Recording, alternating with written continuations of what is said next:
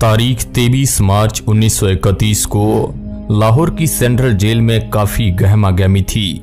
Jail के सभी कैदी अपनी अपनी कोठरियों के अंदर रोज की तरह ही व्यस्त थे, लेकिन तभी अचानक जेल वार्डन की तरफ से यह जानकारी मिलती है कि आज भगत सिंह, राजगुरु और सुखदेव को फांसी दी जानी है। ये बात सुनते ही सारे कैदियों का चेहरा उतर सा गया। इसके बाद तीनों क्रांतिकारियों को फांसी की तैयारी के लिए उनकी कोठरियों से बाहर निकाला गया। इसके बाद इन तीनों को फांसी के लिए ले जाया गया। भगत सिंह इन तीनों के बीच में खड़े थे। भगत सिंह ने पहले अपनी मां को एक वचन दिया था, उसे अभी पूरा करना चाहते थे। भगत सिंह ने फांसी के तख्ते से जोर जोर से इंकलाब जिंदाबाद का नारा लगाया।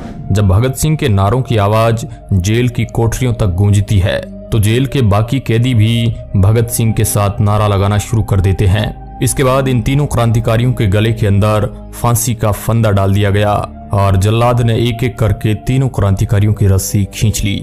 ऐसे करके तीनों युवा क्रांतिकारियों ने अपने देश के लिए हंसते हंसते फांसी के फंदे को गले लगा लिया था। उस वक्त भारत की राजनीति में गांधी जी का काफी अहम रोल था। तो अब यह सवाल ये उठता है कि आखिर भगत सिंह को गांधी जी ने क्यों नहीं बचाया। दोस्तों, गांधी जी और भगत सिंह दोनों का मकसद भारत को अंग्रेजों की बेड़ियों से आजाद कराना था, लेकिन दोनों के रास्ते अलग अलग थे। भगत सिंह का मानना था कि गूंगी बहरी अंग्रेजी सरकार को हिंसक तरीके से ही जगाया जा सकता है और भगत सिंह ने आजादी के लिए हिंसक रास्ते को अपनाना सही समझा। भगत सिंह अंग्रेजों से बहुत ज्यादा घृणा करते थे।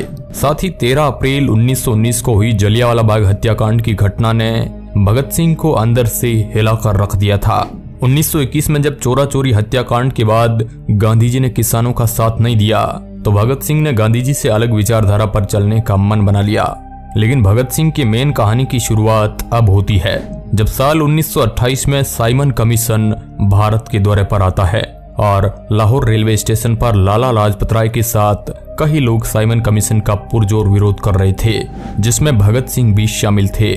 विरोध को ज्यादा बढ़ता देख अंग्रेजी सरकार डर गई और अंग्रेजों ने ताबड़तोड़ लाठी चार्ज कर दिया। इस लाठी चार्ज में घायल होने के कारण लाला लाजपत राय की मौत हो जाती है। अंग्रेजों की इसी टुच्ची हरकत ने भगत सिंह को अंदर से हिलाकर रख दिया था। इस लाठी चार्ज में जिम्मेदार था पुलिस अधिकारी स्कॉट। अब भगत सिंह और उनके क्रांतिकारियों ने ठान लिया था कि इस पुलिस अधिकारी को मारकर ही चैन की सांस लेना है। लेकिन अंतिम समय में चूक होने के कारण स्कॉट की जगह 21 साल का पुलिस अफसर जेपी सैंडर्स मारा गया। इसके बाद चारों तरफ क्रांतिकारियों को पकड़ने की धरपकड़ अंग्रेजों ने तेज कर दी, लेकिन भगत सिंह यहाँ से भी अंग्रेजों को चकमा देकर भाग गए। इसके बाद भी अंग्रेजों के जुल्मकारी नीतियों से भगत सिंह परेशान थे। इसके लिए अंग्रेजी सरकार को जगाने के लिए भगत सिंह और बटुकेश्वर दत्त ने साथ मिलकर सेंट्रल असेंबली में बम फेंक दिया और वहां पर जोर से इंकलाब जिंदाबाद के नारे लगाकर अपने आप को सरेंडर कर दिया। उस वक्त भगत सिंह के पास अपनी रिवॉल्वर भी मौजूद थी। कुछ समय बाद ये सिद्ध हुआ कि भगत सिंह ने इसी रिवॉल्वर का इस्तेमाल पुलिस अधिकारी सैंडर्स को मारने में किया था। इसके बाद पुलिस अधिकारी सैंडर्स की हत्या के मामले में भगत सिंह को अभियुक्त बनाकर फांसी की सजा सुना दी गई। तारीख 5 मार्च 1931 वायसराय और गांधी जी के बीच एक समझौता होता है। गांधी जी और इरविन के इस समझौते में अहिंसक तरीके से पकड़े गए सभी कैदियों को छोड़ने पर सहमति बनी, लेकिन पुलिस अधिकारी की हत्या के मामले में पकड़े गए भगत सिंह को लेकर कोई भी सहमति नहीं बनी। इसके बाद यहाँ से विवाद शुरू होता है। लोगों ने सवाल उठाने शुरू किए कि इधर भगत सिंह जैसे क्रांतिकारी को फांसी दी जा रही है और गांधी जी ब्रिटिश सरकार से समझौता कर रहे हैं। इसके बाद कई जगह सार्वजनिक सभाओं में गांधी जी का विरोध होने लगा और फिर 23 मार्च 1931 को भगत सिंह और दोनों क्रांतिकारियों को फांसी दे दी गई। इसके बाद लोग आक्रोश से भरने लगे, लेकिन लोगों का यह गुस्सा केवल अंग्रेजी सरकार के खिलाफ नहीं था, बल्कि गांधी जी के प्रति भी लोगों में भयंकर गुस्सा था, क्योंकि गांधी जी ने इस बात का आग्रह उस समझौते में नहीं किया कि भगत सिंह की फांसी माफ नहीं की गई तो यह समझौता नहीं होगा। इसके बाद 26 मार्च 1931 को कराची में कांग्रेस का एक अधिवेशन हो रहा था। 25 मार्च को जब गांधी जी वहां पर इस अधिवेशन में हिस्सा लेने के लिए पहुंचे तो लोगों ने उनके खिलाफ जमकर विरोध प्रदर्शन किया और उनका स्वागत काले कपड़े दिखाकर किया। साथ ही गांधी मुर्दाबाद और गांधी गो बैक के नारे लगाए गए। कांग्रेस में सुभाष चंद्र बोस और कई लोगों ने गांधी जी और इरविन के समझौते का विरोध किया।